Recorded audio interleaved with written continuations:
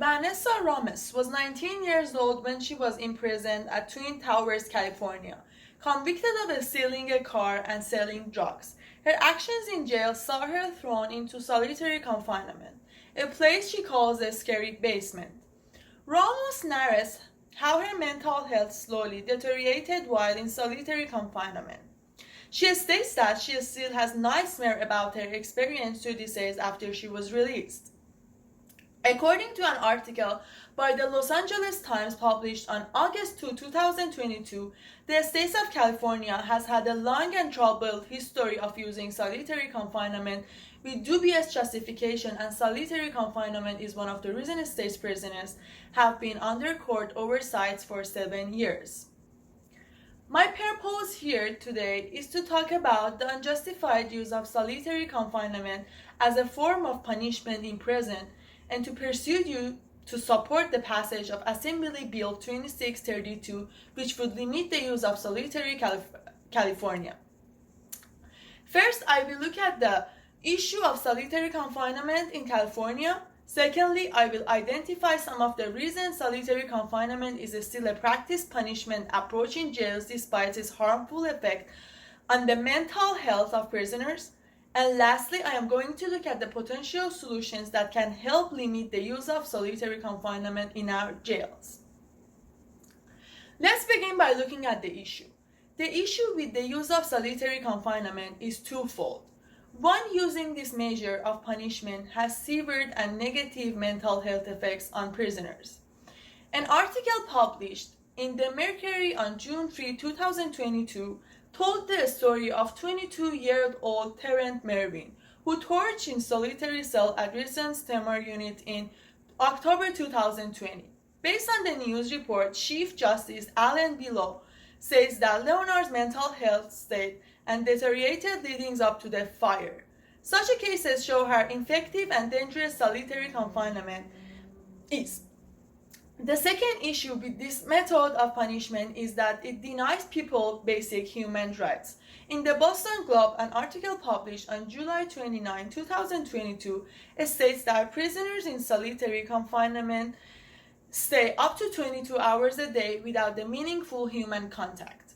Secondly, most cells are very small and dark. Prisoners also have smaller meals, reduced access to showers, and hygiene products available at the canteens. Inmates who have been in solitary confinement defines this form of punishment as torture. Looking at this information, it is clear that solitary confinement is a controversial method of punishment that comes close to violating human rights. However, the use of this method continues to persist in most prisons. Next, we look at the why solitary confinement continues to apply in American prisons. Now that we have defined the problem and learned about some of the issues concerning solitary confinement, let's have a look at the causes of solitary confinement. Again, the causes of this approach are twofold. One, solitary confinement is often used in prisoners as a confinement measure for violence and the violent culture in the U.S. prisoners. In the New York Times article published on December 17, 2021, the mayor-elect of New York, Eric Adams, calls for the restoration of solitary confinement to combat violence at Rikers Island. Adams' justification was the exhibiting violent behavior toward other inmates warranted the need to be removed from the general population until one gets the rehabilitation assistance they need. The second reason the issue persists is that the delay in implementing programs put in place to replace solitary confinement but are still suitable for reducing and mitigating violence in prison. New York Daily News, an article published on July 2022, reveals the resistance in prison officials at Rikers to substitute solitary confinement with more humane programs. The main reason is that the prison staff is not ready due to fear the staff and prisoners.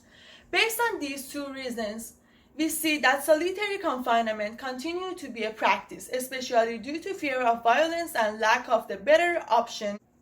Despite these concerns, this does not eliminate the fact that it is in the infecting practice. Let us look at possible solutions to this issue. One approach to resolving the issue of solitary confinement is taking legal steps to ensure that the strategy in human and within the confines of human rights. Laws restricting the implementation of solitary confinement can help minimize its use and mitigate the effects.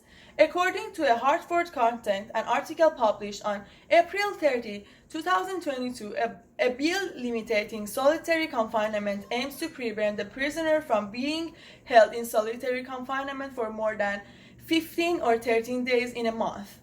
The measure also aims to prevent minors under the age of 18 from being placed in isolated confinement.